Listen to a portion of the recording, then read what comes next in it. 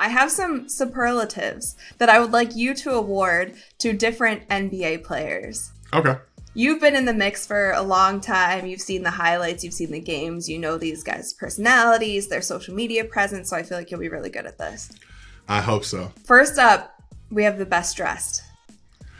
Ooh, best dressed. I'm going to go a little off kilter here. I'm going to go Kyle Kuzma just because he's willing to take the risk. I mean, I think about the pink sweater. Definitely some options and some choices I don't necessarily agree with. But Kuz's fashion sense is elite. I mean, his time in LA, he really stepped up to the challenge. I think some guys come to the Lakers and they don't understand the magnitude of what it means to be in Los Angeles and just how your swag needs to be.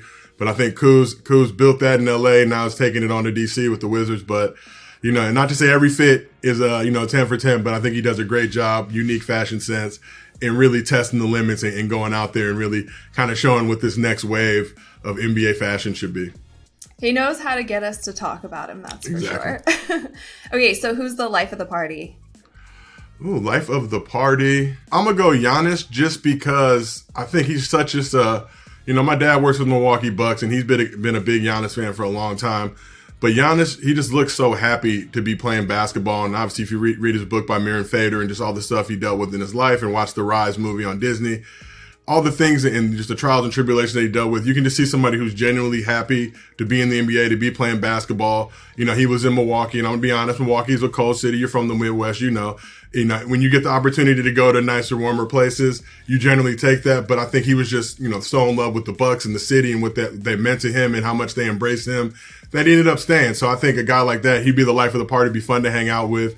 He gets turned up. You saw it after they won the championship, how hard he was going. And his brothers would be a good time too. And I'm sure just the inside jokes they have and, how funny they are. And they, if you're hanging out with them, they'll start speaking Greek and, you won't know what's going on, but, they'll still make you crack up. He's also sneakily good at social media, or at least saying the right things to get those clips. Like, some of those clips are hilarious. I was like, I didn't realize you were this funny. Okay, next up we have biggest flirt. Ooh, biggest flirt. I don't know. I'll probably go Devin Booker, but just because, his hit ratio is very, very high and just the level and quality that he's able to ascertain with his mouthpiece. I think he'd be good at the flirt game.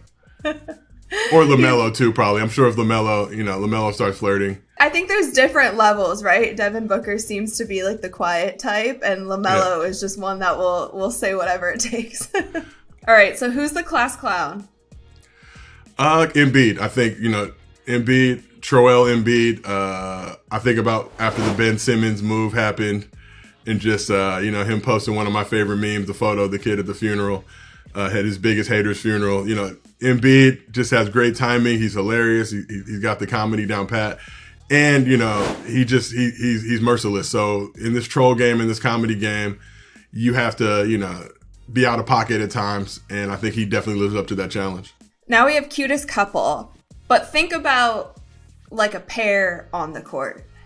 Cutest couple, probably, I'd say Ja and Desmond Bane. I think just that crew in Memphis and what they've been able to do, how they don't fear anybody, them going at the Warriors last year, even though they took the L. But, those are the guys, that I feel like they just ride for each other so much. I think we saw it with Ja's interview recently after the game where everybody's hitting the Antonio Brown after the win. But you like to see that whole team, rocks with each other. And I think that's something too that was, in those Warriors years. Now those guys are a little bit older.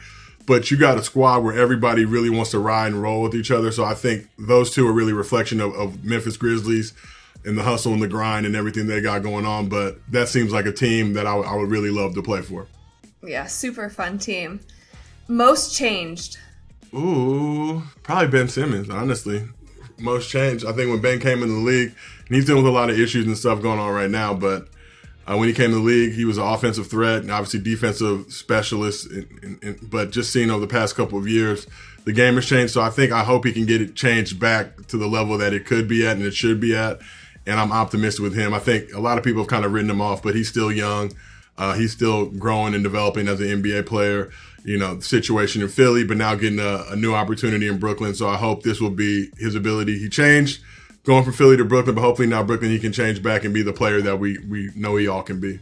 It's interesting with social media how quickly people can love you one day, hate you the next, have so many good things to say about you, and then it's just the tides completely turn. And I think with him, we don't know the whole story, and that's kind of the approach I take to a lot of these NBA players with how they're playing. Like, we don't know everything, you know, but to see so many people be like, oh, he sucks, he's done, he'll whatever.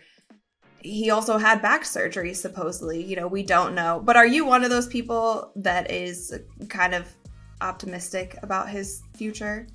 Well, I'm optimistic about anybody that's in the NBA. And to your point, I see a lot of people out there that'll be like, oh, this guy sucks, this guy sucks. It's always the people that suck that are trying to tell you that somebody else sucks. And I think this is what social media has created. It's a world where a lot of people puff their chests out despite never playing basketball at a competitive level. You know, we're great at being on the couch and knowing everything that's going on. Everybody's great at calling players from the couch. But when you really got to live that life, it's a completely different thing.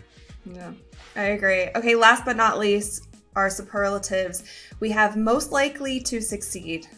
I'm going to go Luka because I think from a very, and, you know, people used to get mad at me when I pointed this out, but it's like Luka's been playing pro since he's 16.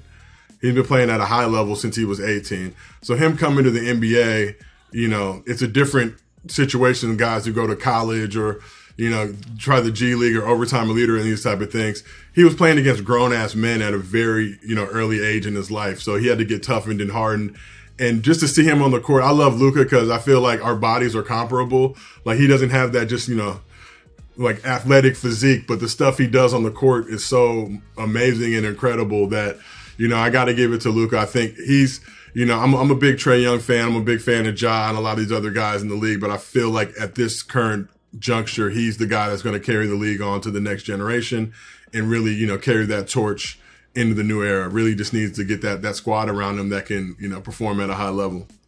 I just got to say, I love the direction that the NBA is heading and just the game of basketball is heading, because it's getting to this place where it's almost positionless and everybody can do everything. And we're seeing guys, like you said, like Luka or even like Steph as an example, where maybe you look at their body type and their physique and you don't expect them to be able to do the things that they're doing. And they're proving that no matter how tall you are, you can still put up 30 to 50 points a game. Or, you know, there's guys on the other end, like this Victor kid that's coming up who is, I don't even know how tall he is, but he's dribbling the ball, shooting threes, taking it to the rack, defending. You know, it's insane. I love the way that the NBA is trending right now. It's cool.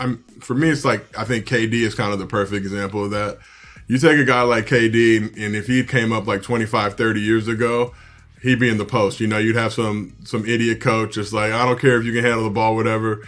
Get in the post, back to the basket. That's all we need from you, Kevin. Like, I don't want you bringing the ball up the court. I don't want you with all these hezzy Jimbos and all that stuff. No, go post up. So I think, to your point, just the way that the league is shifting now, and so many guys can do so much stuff. And I think it's just a testament to skill development. So many guys now do all that skill development, skill training. They work on being complete players. So it's really cool to see. What's up, guys? It's Rachel DeMita. Thank you so much for watching this week's episode of Courtside Club. Make sure that you like, rate, and subscribe to ESPN's YouTube channel and wherever you listen to your podcast. We have new episodes coming to you guys every single week, so stay tuned for that, and I'll see you soon.